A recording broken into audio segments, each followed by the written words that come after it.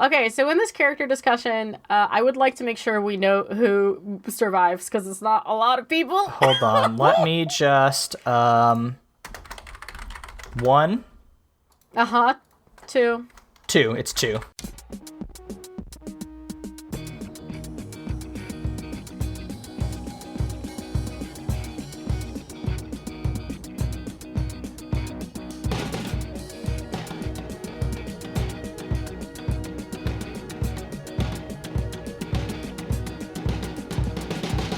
Welcome to Mortified, the Friendship Quest, a podcast where two long-distance friends bounce media recommendations, all in hopes the other will like it. I'm Aaron. And I am 20 years of seething diasporic rage. And this week, we talk dark academia with R.F. Kuang's latest novel, Babel, or The Necessity of Violence, an Arcane History of the Oxford Translators' Revolution. Before we explode our adoptive fathers, remember you can help us on Mortified Legitimacy Quest by subscribing to us on YouTube, iTunes, or Spotify, signing up for a monthly newsletter through the link in our show notes, or following us on Twitter and Tumblr at MortifiedPod. A little bit of housekeeping at the top of the show before we get into it. You might be like, Mortified, where have you been? And the answer is Leyla's been busy and depressed. So you're getting 2 episodes this week. You got Secret of Nim on Monday, and then today, surprise, bonus episode, you're getting Babel. And from here, hopefully, we will continue on a beautiful, steadfast weekly cadence, as we always have. Pardon the interruption. Love y'all very much. Let's talk about Babel. Leyla, Aaron? when was the last time? Do you remember the last time we talked about an R.F. Kuang book? I feel like we talk about R.F. Kuang books near constantly. But like a full episode, do you remember? I mean, it was the end of the Poppy War trilogy, was it not? Right. Do you remember how we acquired that book? Oh, yes, we did get an arc, which was crazy. The only arc that I've ever received personally. It was very generous of them. Thank you. Shout outs to the publishing house that published the Poppy War series. We haven't abused our HarperCollins. status as micro-influencers nearly fucking enough. We really need to fucking try some more one of these days. Listen, one of these days we are going to get extremely famous, and then it's over for you hoes. But last time, we talked about, the end to the popular trilogy, which, is still my favorite trilogy of novels.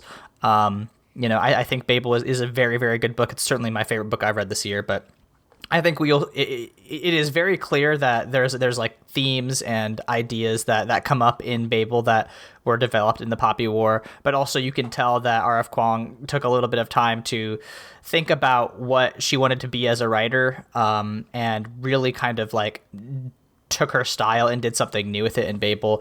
And this is, I was already pretty primed to like this book, but it did exceed, my expectations. I thought it was great. And I'm very excited to talk about it with you. Yeah, I mean, I will say this. It took me a little while to read the book just because I've been, again, busy and depressed. But I am a little bit... I think what I should have done is probably muted it and turned off R.F. Kuang's retweets while I still hadn't read the book. Because my experience of it was a little bit... I've seen so many reactions of like raw emotional devastation at the end of the book, and it just like doesn't line up with my experience of reading it. Like, I wasn't emotionally devastated so much as excavated, I think. R.F. Kuang took like a chisel to me and just cracked me open and took all my deepest fears about my moral stances and laid them bare in front of me. So it was a fluctuation of like dread and rage and occasional sadness. So yeah, I do wish I kind of like isolated myself to the experience a little bit more, but no, absolutely one of my favorite books of all time, and certainly like my favorite that I've read this year.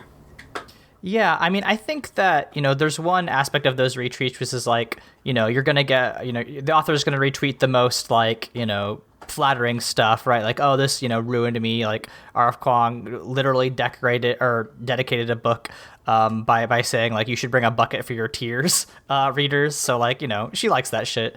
But also, I think there's probably people who have never read the Poppy War series who read Babel and were like, whoa, wow, this was so emotionally devastating. It's like, yeah, you should have read her other 3 books because they're always like this. She doesn't pull punches. It's so funny because I feel like the reaction people got out of Babel, which is a deeply visceral, emotional reaction about the characters, right, and what happens to the characters. Spoiler alert, it's a tragedy. A lot of people die. Because R.F. Kuang likes to write tragedies, and she's incredible at it. I feel like the devastation people felt at, like, the character losses, I just couldn't feel because I was so entrenched in, like, the meta narrative of the whole thing, about the ways in which the criticisms of anti-imperial action apply to our real world. Yeah, we'll talk about that. We'll talk about that as we sit here and do a fucking podcast. I did cry once when one character died. I will let you guess which one. Yeah, I feel like I know. I cried at the very, very end with the last line, but that was about it. I teared up. I did tear up, but I did. Only one of the deaths really hit me, and we'll talk about it. So it is your turn to give us a plot summary, I believe. Yeah, this will be good because I read this book 2 months ago, but I'll give it a shot. We open a young boy from Canton. He is taken by an old white man who claims to have some sort of relationship with him to study at the Translation Institute at Oxford University in England. It is located in a big fuck-off tower that they call Babel because of the work that's done there. This boy is given the name Robin Swift. And for the first couple, chapters, he studies everything about languages. His key, the thing that makes him special is that he knows how to speak. Is it Mandarin? Right. That's okay. Is Mandarin? That's his, and maybe a little Cantonese. He speaks both, but Mandarin is the one that Oxford is interested in. Thank you. But like that's his thing because languages are very important in this world's magic system. And that's why he's being, groomed to study at this prestigious institution by this rich English guy, which he really quickly learns.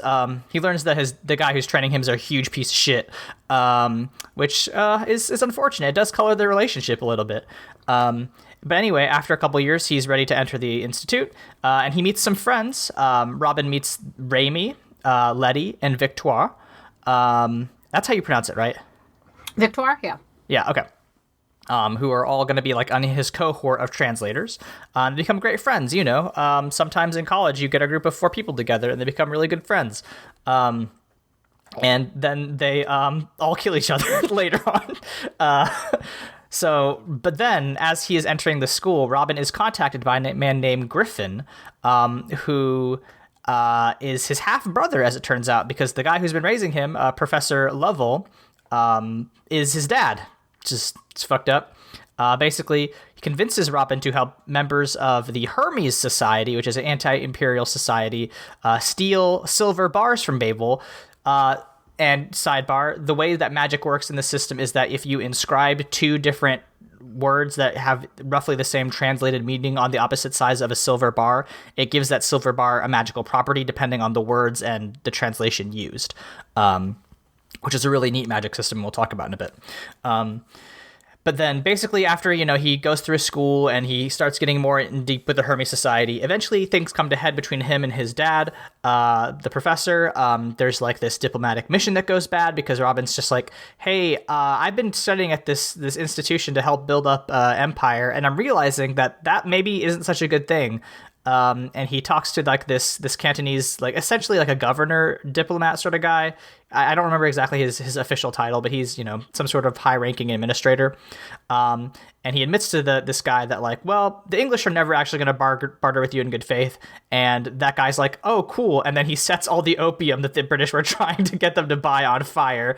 And I believe that is how one of the Opium Wars started in real life. But anyway, it's a pretty fucking metal move. Yeah, it's really good. But Professor Lovell doesn't take kindly to that. And Robin doesn't take kindly to Professor Lovell being a dick, so he explodes him using one of those silver bars. It's really good. I love it. That doesn't make anything any better. So as they, keep trying to figure out how to hide the body and deal with the university, they eventually completely have to turn to the Hermes Society, who takes them in. But as they are, hiding out from the university, planning their next moves, Letty, who it should be noted is the only white and English member of their organization, of their little group of 4. She's a white woman. White woman, yes, right. Very important. Yes, that is extremely important to note. Gives away their location of their hideout. There's a fight in which Raimi is killed. She shoots Raimi. It is unclear if it is accidental or on purpose, but if you read the book, you could probably come down on on the reasons why Raimi is shot. But basically, Victor and Robin get imprisoned, but then they get smuggled out of prison. I don't remember how they get out of prison, but I know they are imprisoned at some point. But after that, it gets real bad, and they decide to take over the Translation Institute with guns. Oh, Griffin busts them out of prison. It took me a second. Oh, okay. Good for Griffin. Yeah. Yeah. And at some point, Griffin dies, unfortunately. I think maybe during the prison break. A little bit after. On the way out. Yes, that's what I mean. Right after the prison break. And they take over the tower, and then a siege. The last act, the Act 5, is just the siege of Babel, which fucking rules. A bunch of Luddites show up, and they do the fucking Les Mis thing, and they put up barricades, and it kicks ass. But after several days, and also one cool thing about the world is that, like, because of all the way that the magic has been integrated into the British Empire at this point, the fact that they've taken over the tower means that nobody can upkeep all their magic, and the bars are degrading, which means that, like, all of England is slowly, like, collapsing and getting all these, like, weird technological accidents, to the point where Westminster Bridge falls down, London Bridge fucking falls down, which owns and is the coolest chapter in the book, because it's one sentence, and then there's a footnote that's just like pages and pages of catastrophe. This book has so many interesting footnotes, and again, great use of footnotes. This is what you get when you get an academic writing a book, and an academic who's also a big fucking dweeb. Anyway, they realize that, like, they've done about as much damage as they can do short of destroying the tower before the English army comes and storms the tower. So they do blow up the tower in the end, killing everyone inside, including Robin. That's how the book ends. And the last note is that, he hadn't been able to remember his old name, but his last thing is he remembers the sound of his mother calling his name. And that's what got me. Great, poignant ending. Just devastating. Just really, it's a lot, I think. Yeah, I think my last note in my document, where I was taking a couple of notes, was, oh, wow, fucked up book. Yes, and I was like, you should put that on every Kuang book, because that's what they're about. Yeah, oh god, yeah, they get real fucked. Though honestly, I'm waiting for the Iron Widow sequel to be also very fucked, and the She Who Became the Sun sequel to be incredibly fucked. Listen, we love supporting Asian authors who love making miserable novels. Yeah, Jesus Christ, for real. Okay, so in this character discussion, I would like to make sure we know who survives, because it's not a lot of people. Hold on, let me just, 1. 2. 2, it's 2. Great. Okay. So, we have 7, I think, 7 main characters, and 2 of them survive. Great. Love this for us. So we start with Robin. Robin, again, he's the point of view character, so we live in his head. Mm-hmm. He is a sweet boy who is very anti-confrontational and just kind of he's the Naruto. But what if Yes, Naruto... he's our protagonist, right. But what if Naruto didn't believe it? Yeah, what if Naruto was biracial and had a lot of complicated feelings about imperialism? Yeah, what if well, Naruto arguably does have a lot of complicated feelings about imperialism, but what if he But Robin doesn't become the king of England at the end. But that's what I mean, is like, what if he didn't believe it, Yes, I guess that's true. So Robin just wants everyone to leave him alone so he can be at this translation institute with his buddies. And what I admire about this book is R.F. Kuang spoils her own novel. Like, on page 88, they have this, like, really cute scene where they're like, oh, we're at Oxford, we're getting to know each other, we're bonding. We're like the diverse translation cohort, and we're not so close yet that like in the future Rami will be wearing scarves that Victoire knits, and Robin will be getting little pastries for I flipped that. Letty knits, and then Robin will be getting little pastries for Victoire because she loves them so much from the window. And too bad that after they do all that, they will have to fight it out about their upbringing, and they will like betray each other and stab each other in the back. What a shame. And that's like page 88 of the book, and you're like, oh God. That's one thing that I liked about Babel, is that like, it's the entire arc of the story is pretty clearly foregrounded. Like there's things, it's like the Chekhov's guns are not subtle, right? Kuang just kind of puts them out there, and it's like, this is the mechanism by which the book will end. These are the plot points that are going to become tension points. And that's like, I really like that, because, as somebody who one is not a subtle writer, and two is not an insightful reader in many ways, I like to have my story's themes foregrounded. And like, right, there's conversation, we both lived through the late 2000s, so conversations about plot twists being such a big deal, we're over that culturally, I think. But like, it is nice just to be like, have a clear example of like, you can know everything that's going to happen in the story and also understand that it's a great story. I don't think we're over the plot twists thing, honestly. Like, I feel like some movies still go out of their way to, like, shock and awe, and, like, confuse you and get really contrived. I agree with you, though. Like, I am not subtle, and I don't when I work on Astral Heart, right? Like when I work on the script, I'm not trying to surprise the reader. Like, I think from the get-go, it should be pretty obvious that I am like the anti-RF Kuang, in which I go, hey, everything's going to be fine at the end of this, but these people need to make some personal changes before that happens.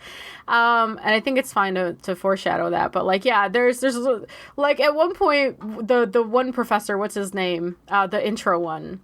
Is it Playfair? Playfair, Professor Playfair, Thank you. Like, he gives his demo, and he's like, never, ever, ever use this word, because it will have this very specific effect of ruining all the silver.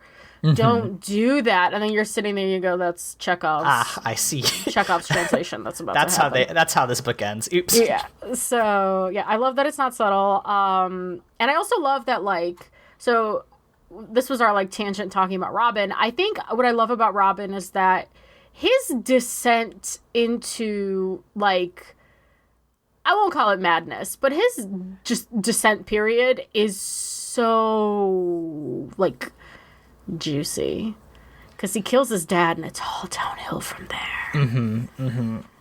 And, we'll talk about this, in our talking points, but I will say, of all the characters that that are in this book, Robin is the one that I identify most with, because of the biracial thing, but also because of his complicated, relationship with privilege and imperialism. And like, that's where Miss Kuang gets the knife out and scalps you. And we'll get there. But yeah, right, like, it's easy to sit here and be like, oh, white people get such a bad rap in this book because they're, racist imperialists and Letty betrays everybody. But I don't know, man. I don't think anybody gets out of this. Everybody has a flaw. Everybody is condemned in some ways. So you've said it yourself, Professor Lovell is not a good man. So his whole thing is that he is Robin and Griffin's biological dad, and he like won't even acknowledge the humanity of their mothers. You never get an answer as to what his relationship was with their mothers. He does say to Robin some escalating things, because he keeps trying to be like, say her name, or like acknowledge her, like, you let her die, you could have saved her. And Professor Lovell the first time says she's just some woman, and then the second time he uses a slur instead of woman, and it's not a slur for a woman, it is a slur for a Chinese person. And that's when Robin kills him, and you know what? Get it, girl. Yeah. I mean, I don't know that Lovell is an especially, complicated character. I don't think he's supposed to be. I think he is really just like, here's a bad guy that does bad things and has a very bad point of view. And that's unfortunately just how a lot of people at Babel are. And, when he dies, you're supposed to feel good about it. He's complicated to Robin. He's not complicated to us, right? Yeah, exactly. Like, I think one of R.F. Kuang's, like, biggest strengths is her understanding of not having to spell out the human condition, right? Like, Robin, on paper, should hate this guy, but it is still his dad and his guardian, which is why all the times Lovell is, like, trying to be super manipulative and is calling him ungrateful. That's why that stings so much. Right, because Robin has to come to terms with these, like, personal feelings, and for the housekeeper who was, like, his surrogate mom. But, yeah, Lovell himself is, like, not a man. He's just a shitty guy. And he sucks, and I hate him, and I'm glad he's dead. Yeah. So, Ronnie is the first person Robin meets. Mm-hmm. He's very charming. He's very funny. And he does die also. Yeah, I like Remy a lot. I especially because he is, I believe, I don't know if he's what we would consider Pakistani, but he is from India, and he's an Indian Muslim. Calcutta. So he is Indian. But like, yeah, he's great. And I mean, there's a lot of stuff going on with Raimi that like never like gets foregrounded because Robin is so caught up in his own narrative. But like there are a lot of subtle hints, or not even that subtle, but like there are hints that Raimi is in love with Robin, and then it's explicit that Letty is in love with Raimi, and like that whole. It's so funny that love triangle is like such a big thing in the background because Robin never engages with it except to comfort Letty when Raimi doesn't want to dance with her or whatever. In the one scene, and like it's so good. His like centrality to like the destruction of the pair of them is really good. Yeah, it is really obvious that like he has a crush on Robin, and Robin is just like, the funniest things Robin ever says is like, he's so loyal. Bestie. Well, there's like literally a bit where like Robin's just like, oh, who would you marry if you could, if you could get away from all this? And Remy's just like looks at me, he's like, you don't know, you fucking moron. And Robin's like, what? And then Remy's like, never mind. It's really good. There's like a couple points where it's just like, he's clearly in love with you, sir. Maybe you should address this. Yeah, Robin's and I mean, so like, dumb. their little outings in in the beginning are very cute and very romantic, and like, yeah, they're great. I love their chemistry. Rip to a king. Letty does do one very funny thing in the very beginning of the book that I do want to call out, which is that when Raimi introduces himself, he goes, my name is Ramis, but Raimi to friends, and she goes, hello, Ramis.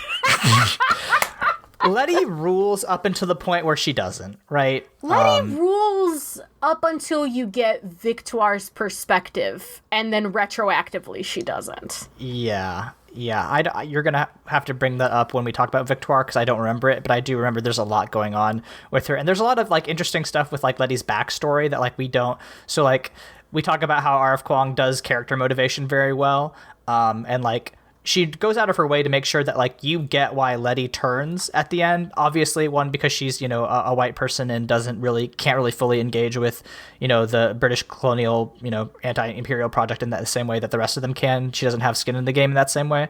But, like, we get all this stuff about her backstory and, like, her brother who is supposed to be, like, the great guy, but he just sucked and, like, never, he just got, like, drank all the time, and then, like, she took his place, and she was just like, I can't believe this dude threw away everything at Oxford when I'm just struggling to get by, and I like her as an antagonist, and there's the thing about Babel that hit home for me is that, like, So in my undergrad, there were 4 people that I was part of a quad of people that I was really close with. And like I'm still close to 2 of those people to this day, but like I did only have, there's only one white woman in that group, and I love her. She got me through nursing school, but there were some times where we had conversations about race where I had to look at her and I was like, what are you talking about? Yeah. And that's why Letty really works for me, because I was like, I know Letty. Letty is interesting in that way because like you said, it's white women that I've been surrounded by like my whole life, who when you have these conversations with them, they just can't empathize. And it's reminiscent almost of like the legacy of the suffragette movement of the 20s, where, you go to school and everyone's like, oh, Susan B. Anthony, she was so great at, Saratoga Falls. And Susan B. Anthony's literally buried near my university. So I would like drive by her grave all the time, drive by her memorial. And then like you go anywhere else outside of like school and you learn about the suffragette movement. It's like, oh, they were really racist, actually. A great book about the suffragette movement that does address Susan B. Anthony's racism is by Alex E. Harrow, and it's also about witches, and it's called The Once and Future Witches, I believe. And you should read that if you have any interest in the suffragette movement, because it's great, and Alex E. Harrow is great. But to like foreground what we're talking about when we're talking about the ways in which Letty doesn't get it, I pulled up a quote that she says, like, they're talking about how they should work with the Hermes Society, and Letty says, but why? Why involve them? We should just do this ourselves. We should make pamphlets. We should go to Parliament. There are 1,000 options we've got other than going through some secret ring of thieves. This degree of collusion, of corruption, if the public just knew, they wouldn't possibly be for it, I'm certain, but operating underground, stealing from the university, that only hurts your cause, doesn't it? And it's like, yeah, she's a white liberal, right, who cannot understand, like, why when people talk about how Antifa, like, uses violence to, fight folks, like, it's like, oh, well, they're just as bad as the Nazis. And it's like, well, it's an interesting thing to say, isn't it? It's nice to dream of a world where you can write to Parliament, right?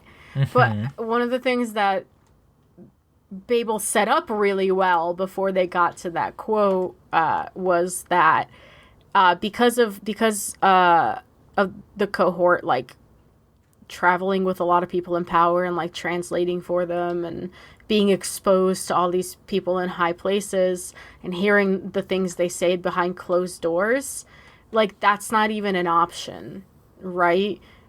Because you're exposed to like levels of casual racism that are probably shocking to some people, but, not really shocking to, like we just said, we've been exposed to some folks who, just like Robin, we get accepted into like white society because we're biracial a lot of the times. And it's like, you're never quite in and you're never quite out. And it's, Arf Kuang does this thing that I really enjoy, but she'll sneak a fucking bludgeon of a sentence between 2 completely normal sentences. There's a conversation Robin is having with Professor Lovell, and they're talking about if like an Adamic language, like a language that has no root, the original human language, and they're like, oh, well, they're having a theoretical discussion of like, oh, well, what if you raised 2 babies with no exposure to spoken word at all? Would they, what would their first word be? And Professor Lovell says, no, that wouldn't be humane for the baby. You could maybe buy a baby and try that, but no. And it's just it's such a bludgeon in the most casual way possible. Really encapsulates the experience of like being in those rooms with those kinds of people. And that's just how they're programmed to think. And you're like, oh, okay, so there is no getting through to you. Yeah, that's what makes Letty such an effective character, I think, is just because, like, if you know, like, what we're, what she is representing, like, then it is, you know, her betrayal is just so inevitable and sad because also like she is just such a good friend and does like love them all very much, even if she's not doing it in a especially good way. That's the thing, is she thinks she's a good friend. And then you get Victoire's perspective on the whole thing, and she's like, yeah, she literally never listened to me once about anything about the slave trade, about, you know, I tried to warn her, I tried to explain to her, I tried to get through to her.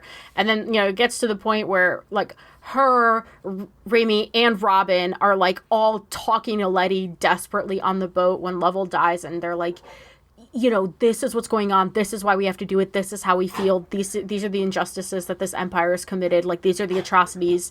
These are the things that are continuing. These are our experiences. And they, like, pour themselves out to her. And Robin, dense-ass Robin at the end notices. He's like, we all, like, had this weird feeling at the end of, like, doing that when Letty was crying and, like, clinging to Victoire or Remy. And he figured it out at the end of the chapter. He's like, it's weird that, like, we just told her all of these atrocities, and yet we're the ones comforting her. Yeah, brutal. Great line. Excellent work, Rebecca. That's one thing I should point out.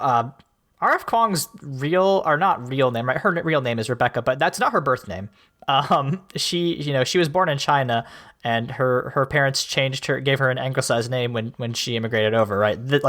The active naming and the fact that some characters' names are not the same as the ones that they were born with is very intentional and very personal for the author. And like I'll drop a link to this interview that she did with Fantasy Magazine, but where she talks about all that stuff. But like she talks about how, like, you know, the stuff about, you know, people changing names. Like the interviewer asks, like, you know why is that so, you know, significant? And she's like, you know, the translation stuff that comes up in Babel is not new, and it's not ancient, right? It's still happening. People still have to change their names and change the way they present themselves.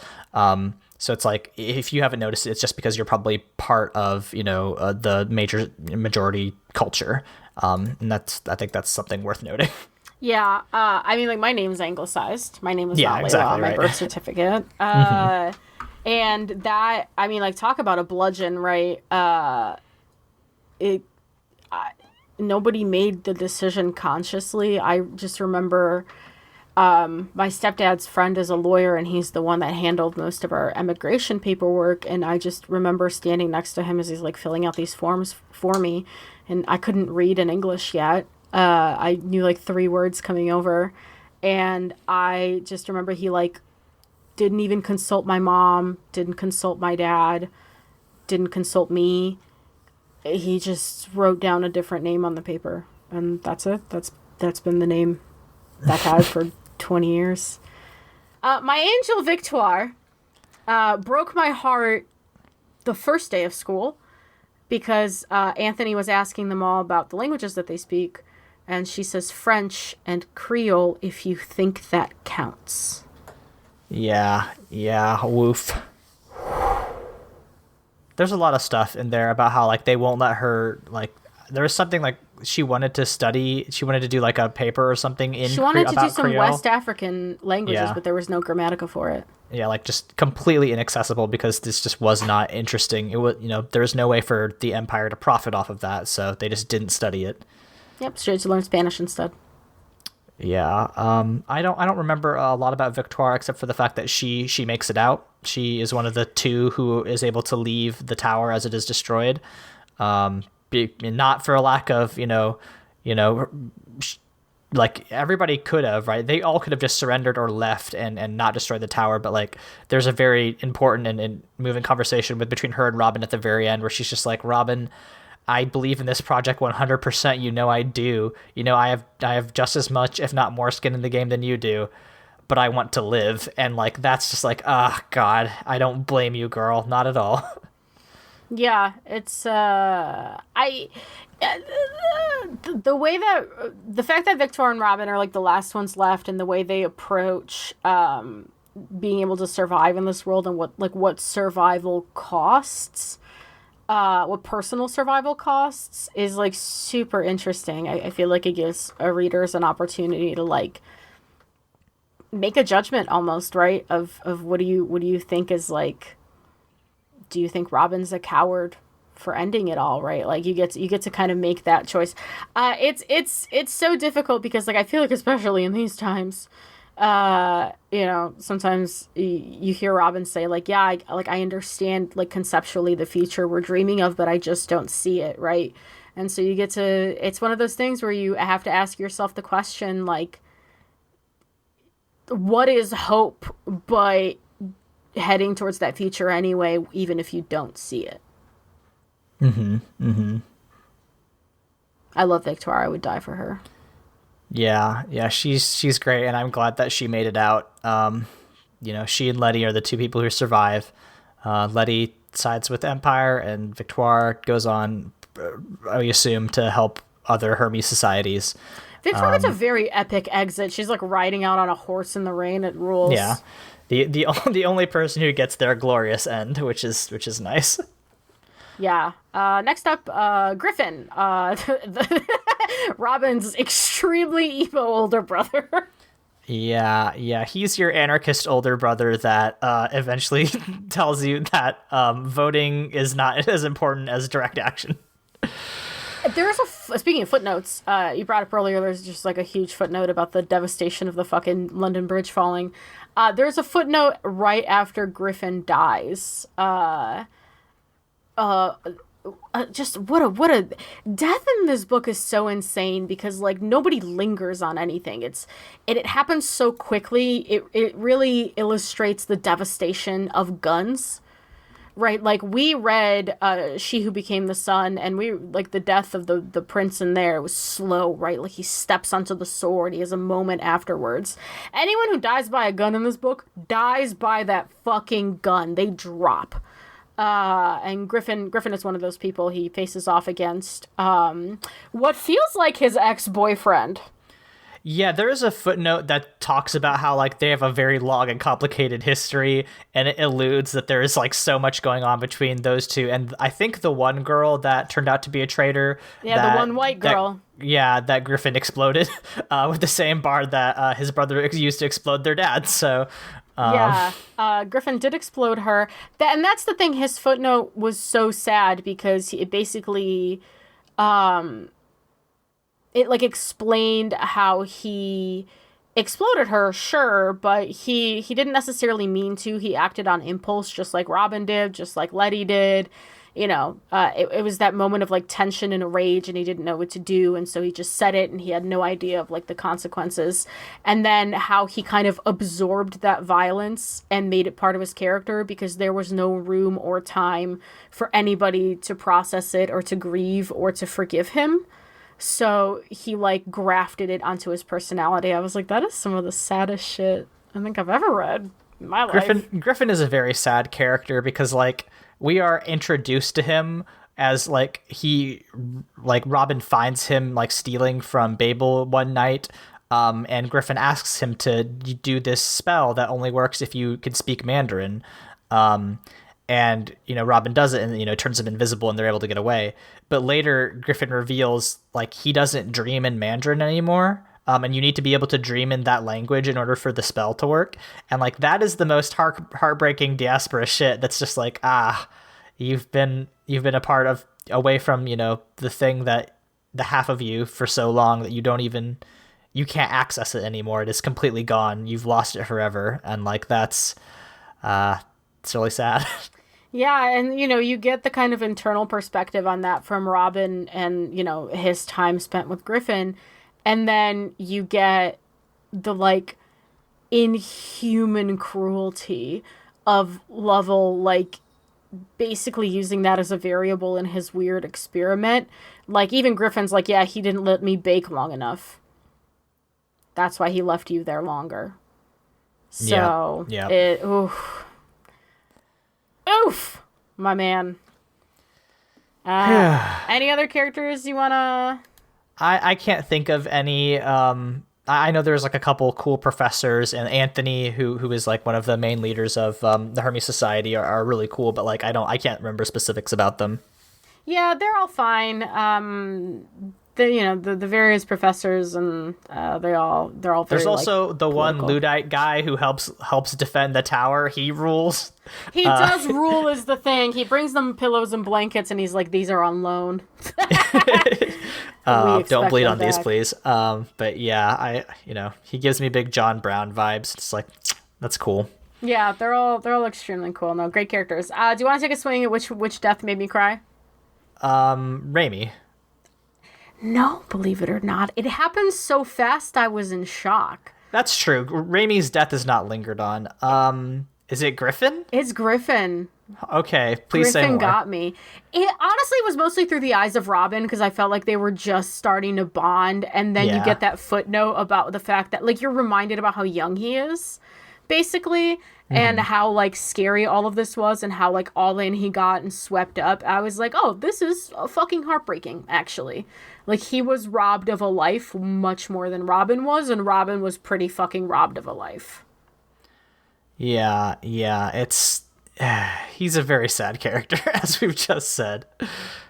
Not a lot of happy ones in this one, folks. No, nobody gets a happy ending here in Babel. Yeah, so let's, you've got some talking points. Yeah, I mean, just like, I think maybe the main one that I wanted to talk about, like, we could talk about how, translation is an act of betrayal and the match pair system, and, like, how interesting I think that is. Because, like, we talked about the importance of names and the importance of, like, there's a really fun metaphor that, like, runs the whole match pair system, which is, like, you have to translate, one word from one language to another language, but like, the reason that that's magical is because, like, the meaning that gets lost in between the translation is what makes the magic work. And that kicks ass. But, like, just the whole like core of this novel is just, like, when you take a word from one language and turn it into another, like, you do lose something. And, like, especially when you are turning everything into English, right? Because that is there is a specific, like, intent behind that, especially in this book, right? When it is specifically the British Empire that is trying to turn everything into English, because that's, their language. And if they can have a monopoly on languages, they can, literally control, not only just, like, the whole silver trade, but, like, also the ways in which people are able to express themselves. Like, and that's a really interesting part of this book. I don't know if you have insights on that. I just thought that we should bring that up before we get into the diaspora sadness.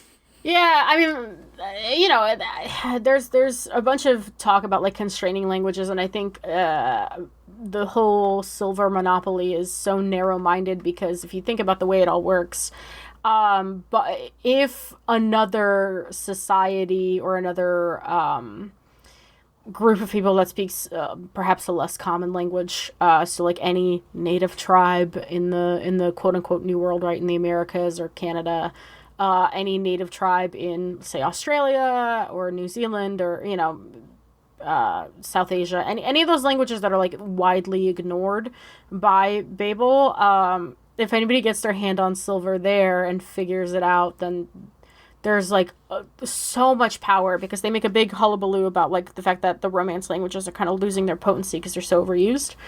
And it is the innate fear of that and the feeling of superiority that keeps the British wanting to monopolize that trade and monopolize language. But, like, that's not a possible thing. That's not something you could do. There's too much. There's too many languages, there's too many cultures to be able to do that successfully. And the only way to back the endeavor is to be horrible racists that treat every other culture as less than, right? Does that make sense? But that's the ultimate goal of empire, right? The goal of an empire is to subsume everything else, right? Which is why I think makes it so interesting that, like, if the project of Babel is brought to fruition, right, it automatically renders itself, moot, because there's no more languages. There's a conversation that Robin is having with Playfair, where he's just like, I think they're talking about the goal of Babel, and Robin is like, well, wouldn't, the act of translation isn't the goal to bring humanity closer together, then to give people access to information from other cultures? And Playfair goes, well, isn't that the project of empire? Yes. And it's right. just, it is so tasty, because it's like, no, right? It's not. But I think, the cruelty is in the success of Babel is in the inherent racism of the British and the British Empire, because by directing the direction of silver away from into very limited pools of quote unquote new languages, right? So like Mandarin, like Arabic, they get to kind of control the spread of power and to control the power of silver in and of itself. But then whatchamacallit, it's, yeah, I don't know, it's nuts. I really love this magic system. And I'm like stumbling over my words because there's like 400 different trains of thought colliding in my little brain box right now. But yeah, I don't know, it's nuts. As somebody who speaks 2 different languages fluently, like, and struggles often with direct translation because they're based on 2 different systems, there's so much power in the translator in a room is the most powerful person, 100%, right? They have to capture tone and connotation. And Robin has an argument with some upperclassman fucking tool that invites him to a wine party one night, and he's like, oh, I'm a poet, right? Like translators, like poets get to do whatever. Translators, you guys have to, you're not creative at all. And Robin schools him. He's like, well, actually, poets get to run free over a page, and translators have to dance with shackles on. I thought that really ruled. I think the magic system is incredibly cool. I think the way it's set up is cool. The way that the Empire directs power, and it has to sustain itself on its own cruelty, is just really masterfully done. Those are my thoughts. I feel like I'm going to be cutting a lot of myself out of this episode because I'm just going on full tangents. Like, my brain is broken. No, I mean, you also finished this book at like 7 this morning. I did do that, yeah. I feel like you are completely Babel-pilled right now. But like... It's the title of the episode. Yeah. I guess like the thing that like really, the thing we've been alluding to is like there is this, I'll just read the passage, right? Robin had always been willing, in theory, to give up only some things for a revolution he halfway believed in. He was fine with resistance as long as it didn't hurt him, and the contradiction was fine, as long as he didn't think too hard about it or look too closely. But spelled out like this, in such bleak terms, it seemed inarguable that far from being a revolutionary, Robin, in fact, had no convictions whatsoever. And like that's, I think, something that a lot of us on the progressive / leftist side of, American politics are feeling like more and more pressure towards. Certainly me, right? Like this is the thing that when I read this book and I go, I'm Robin, right? As longtime listeners will know, literally went to a private school for, 12 years of my life. An extremely privileged person, but also biracial, also in theory, caught up in the idea of like resisting empire and trying to make, the world a better place for people, who are oppressed or suffering under the empire. At the same time, I primarily work in jobs that benefit a government, right? Like, and this is I also wrote a game while I was reading Babel called Manifested Destiny, which is free, and we'll put the link in the show.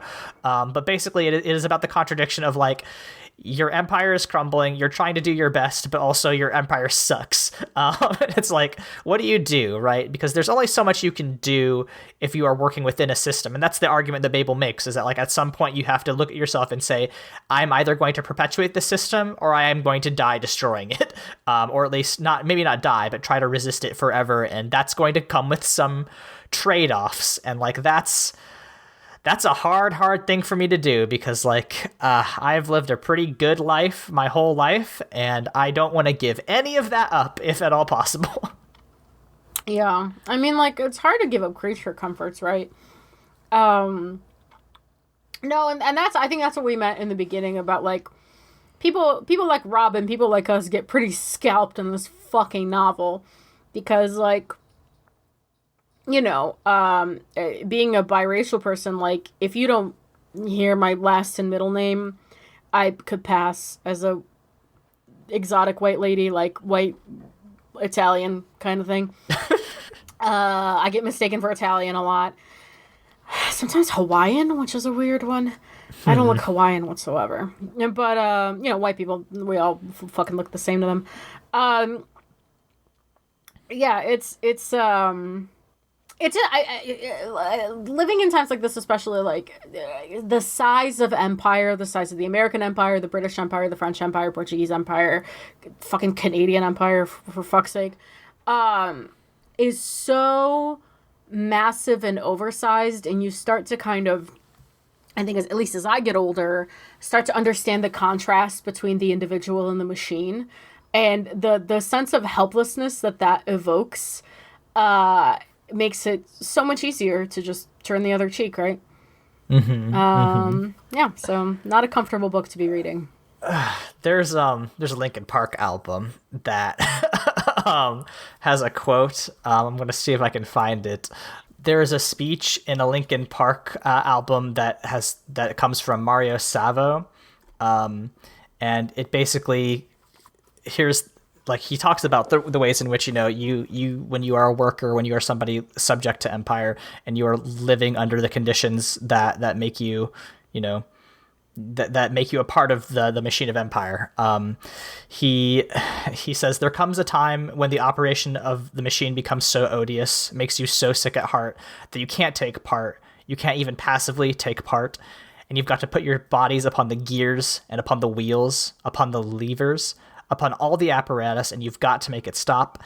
And you've got to indicate to the people who run it, to the people who own it, that unless you're free, the machine will be prevented from working at all. And, like, that is ultimately what, this is R.F. Kuang didn't invent, this concept, but it's engaging with the concept of, like, you either work within the machine and you are, subject to being a part of the colonial project, or you have to put your body where your beliefs are, and that's, ugh. Eek. It's not a fun thing to think about, but we'll see. We'll see what happens. Well, next to our next thrilling topic is diaspora sadness. Hey, it's Mortified. Welcome to Mortified, the Friendship Quest. This has been such an upbeat episode in which we talk about such happy topics. Yeah, diaspora sadness, fucking real one, huh? There's just, like, because this, the characters in this are, both either immigrants or, multiracial, biracial. There's so much conversation about identity and what it means to be X or Y, or where you fall in between. There's a quote that, Robin's thinking about how he's in between these worlds, and he says, he felt also a thrum of excitement at the thought that perhaps his unbelonging did not doom him to existing forever on the margins, that perhaps, instead, it made him special. And it's like, yeah, I had that thought too when I was a little kid. Right? Like, that is the thing that you're engaging with, when you are trying to figure out where you fit in the machine of empire, is that, especially when you're somebody who is not from a homogenous background, you're just kind of like, wow, this is weird. Where do I go? I want to be a little puzzle piece. I want to fit. I want my lever to help turn the cogs of this machine, but oh no, there's no room for me. Dang. Yeah, there are so many devastating passages in this book where, like, especially Raimi and especially Robin get, like, put on display almost. And especially when Robin is running around with that one racist chuckle fuck in Canton. He keeps reminding him, he's like, I'm Chinese, I'm Cantonese, like, I'm from here. All the things you're saying, it's me. And the guy just stares at him all the time and laughs, and he goes, no, you're not. Mm-hmm. And mm-hmm. it is such a bonkers spelling out of, like, that line you're always dancing between trying not to be a party trick, wanting to belong, and then being kind of the exception to the rule, right? It just fucking sucks to read because, you know, you can pull a bunch of examples from, you know, our own lives, I'm sure, of moments where we just kind of subjected ourselves to that level of humiliation just because it, like, was masquerading as belonging. And then in retrospect, it just feels bad and you don't understand why for, like, a really long time. Yeah.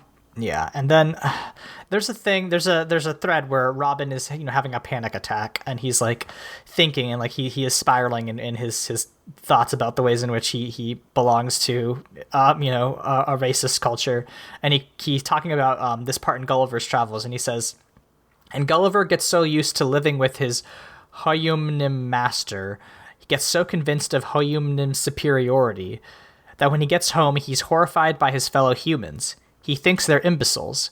He can't stand to be around them. And that's how that's Robin rocked back and forth over the bridge. He felt like no matter how hard he breathed, he could not get enough air. Do you know what I mean?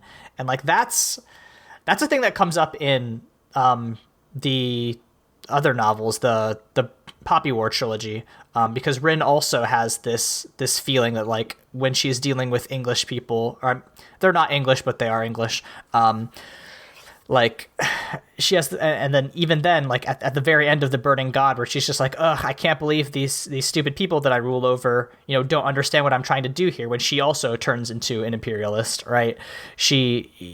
There is a thing about being subsumed in the main culture, the primary culture, where everything seems to be so, you know, the rules of the culture seem to be so written in stone, because that is, you know, there's so much cultural and political weight behind it that it's just like, well, maybe they're right, you know, maybe the racists are right. And that's, you know, sometimes when I'm having very, very bad days, I go, wait, you know, maybe I am, you know, there's something wrong with me because of, you know, the ways in which the world works. But like, I just thought that it was very interesting that Kuang brought this train of thought up again, because like, you know, her experiences in Oxford, like she went to Oxford, she is an Oxford scholar, you know, got a master's degree from the school, right? And like this book was powered by, you know, her experiences of, you know, being there and like being like, wow, this place is racist, huh?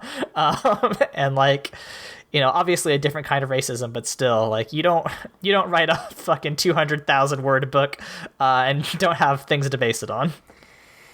Yeah, certainly not a hobby project, you know, you really gotta, this novel really fucking came from somewhere. No, it's, I think part of the thing I've had to make my peace with, is that you know, when we talk about giving things up, I think I've given up a good chunk of, like, my ambitions for financial success and a good chunk of my ambitions for, like, career success, because I have been in rooms with people who are in very high level positions at very, you know, big corporations, and it's almost it's like, you know, it's that kind of casual devastation of like a bludgeon of a sentence that comes out of you at you from fucking nowhere. You know, not it's, you know, it's just tough. It's tough to be in those rooms, and it's tough to see people act that way and kind of be so powerful that they're untouchable. And there is a part of me that understands that I am also only human, and for all of my lofty morals, I'm not incorruptible. And so I've kind of made my peace with the fact that I would rather stay kind of in the middle and keep to my morals than risk the perversion of the soul that happens when you kind of detach from reality with enough power and enough success and become, you know, part of the bigger cogs in any machine, right? Not just an imperial one. I mean, here's the thing is that, you know, Rebecca Kuang, you know, I don't think that all her condemnations of, you know, being a cog in the machine are meant for only the reader, right? I think that is partially, you know, Rebecca Kuang is not unaware of what it means to be a best-selling author in, you know, the United States when the publishing industry is so heavily built on the success of, you know, white authors. And, you know, Mary Robinette Caldwell was just talking about how like the diversity panel industry in writing just exists to help white people write, characters of color, because publishing is a nightmare, right? And similarly, R.F. Kuang was an Oxford scholar, went to Georgetown for undergrad, is now going to Yale, right? R.F. Kuang is just as much of a part of powerful racist institutions as anyone else. I think that as just these condemnations and these things to think about are something that she's also thought a lot about, I think. Well, I think that's part of the thing that makes the book so... We are our own worst critics, right? Yeah. And so, like, I think that kind of intimate knowledge of those institutions is, like you said, it's a condemnation of the self as much as it is a condemnation of others. And it comes from a very intimate place, which is what makes it so, like, exacting, and so precise. Really like a high-tech ballistic missile of a book. Really targets the fucking soul, I think. Yeah. It's definitely one that's going to affect how I write and read in the future, but I am very grateful that I got through it. Right. Is it time for our marketing minute? Yeah, I mean, the actual question is, like, how would we put our own dark twist on dark academia? I don't know if you have any thoughts about that. Yeah, I would do like a Babel meets Ready Player One.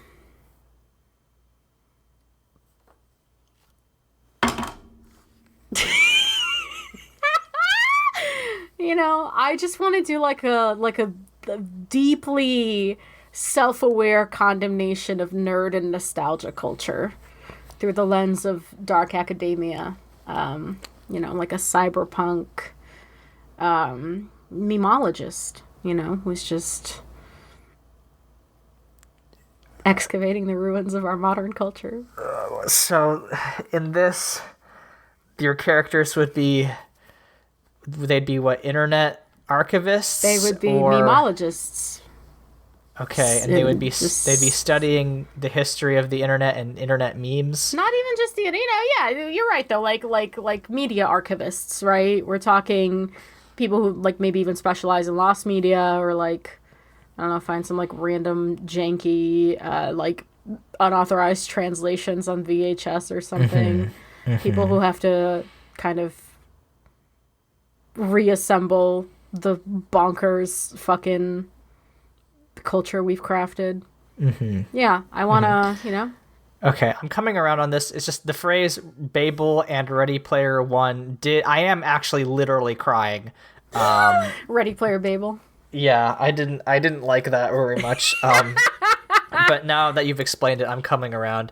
Yeah. I think that could be, that could be an interesting conversation about how, the ways in which our internet is constructed, we lose a lot of meaning just because, as time passes, we become different, language evolves and stuff. Yeah. I think part of the main themes of my would-be novel, I think I would want to talk about the difference between imitation and homage, because I think that gets lost a lot. And I've harped on it before in this program that we've been recording for 3 years. But if you give me 300 pages to talk about it, I think I could do an okay job. What about you? Sort of like a Homestuck, I see. Shut the fuck up. What about you? So I one day I'm going to write a novel about being in Catholic high school, and the ways that's and spirituality and privilege and being a person that has a lot of feelings all intersect. I think that'll be an interesting story if I can get the language to tell it one day. I started to tell it. I have one chapter of a book that's kind of based on that down, but it was mostly, it was very close to Warhammer 40K. So I did have to stop writing it and go, well, they already have that. So maybe I'll do something else. But one day I'll get there. Yeah, and you know what? I will be thrilled. I will be thrilled to read intimate twistings of your fucking Catholic high school trauma. They'll mostly be like, wait, so all these teachers are fucks? Well, not all of them, but I don't know a single bitch who went to Catholic high school and came out normal. Yeah, listen, if you know, you know. Yeah, I don't know a single one. Well, any last thoughts? You should probably read Babel. I guess R.F. Kuang's literary fiction novel Yellowface is coming out in 2023. If you want more racism thoughts from her. I don't know if I'll read that one, but I might if I, hear good things. I don't know. That one might be too real. Like, at least in Babel, there's, like, magic. That one might be a little bit hard for me to read, but check that out. I was just talking today about how I need... I'm rereading, after this, Circe. Spoiler for Ange. I'm hoping he's behind on this podcast. He asked me to read and annotate a book and send it to him as a gift. So I'm rereading Circe and annotating it, and I was saying today that after Circe, I need something that's not a fucking bummer. Yeah, something light would be nice. Yeah, so give me, email us or call us at 775-573-8882 with your rom-coms, not fucking comedies, fluffy, smooth brain fucking options, because... Man, it's like somebody hit me over the head with Babel, right? All 550 pages of it. Yeah, not a small book. No. Oh, Leyla, when we are not spending 70 minutes talking about our sad diaspora feelings, where can we be found on the internet? You can find me at LEYLSCS on Twitter, Tumblr, and Instagram. I've been tweeting a lot about food lately, so if you want, like, cool pictures of toast, come follow me. You can find me on Twitter at AaronSXL, also on co-host at AaronSXL. I don't know that I'm going to be off Twitter until it gets real bad, but I should probably just start promoting that now. Where I tweet about tabletop RPGs, health policy, and writing.